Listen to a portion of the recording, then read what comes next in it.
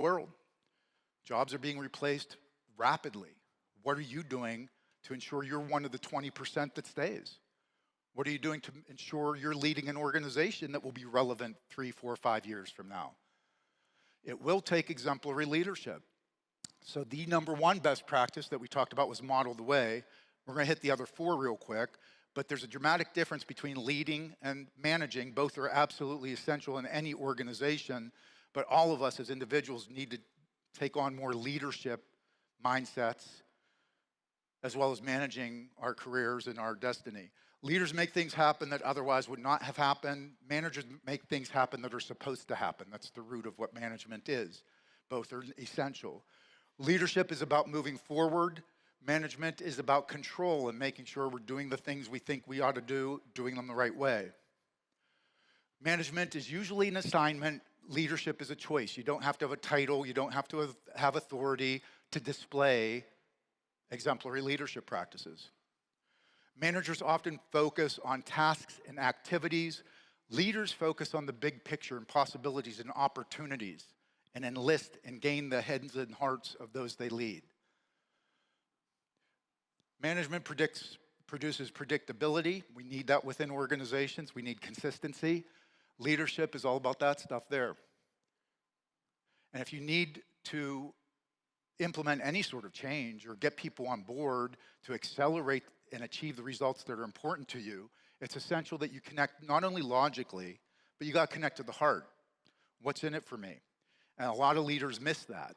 They think just because they planned and thought about a specific strategy or initiative for a few weeks and well thought through and probably great ideas, that just because they regurgitate that to some group of people, that they'll immediately embrace it. It doesn't work that way. How do we connect to the head and the heart? You know, there's got to be the head, which is the logical part, but that produces slow, methodical change. In today's environment, we need accelerated change, big, fast change. That requires the heart. You have to have commitment. Compliance won't cut it. These are the 5 best practices. 100,000 case studies. What is it that these leaders do that causes others to want to follow them? We hit that one, model the way. Inspire a shared vision. Challenge the process.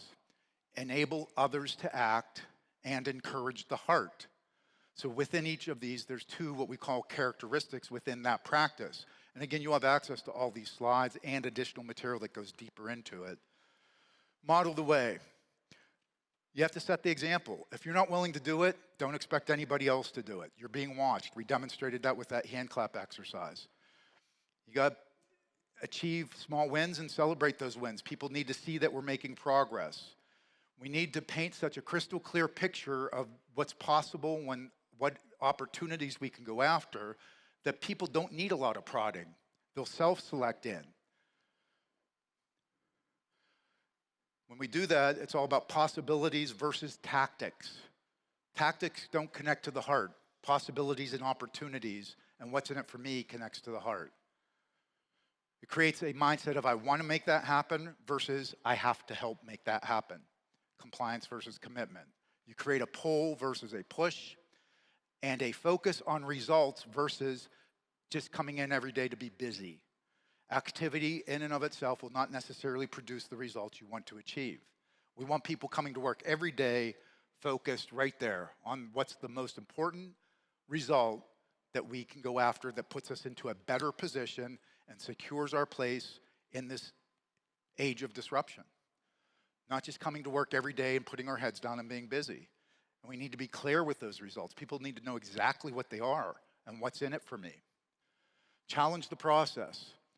What are some opportunities that we can go after? How can we reinvent ourselves? What are some calculated risks that we can take so we're not complacent and that we end up as a Kodak or a Blockbuster or a Nokia?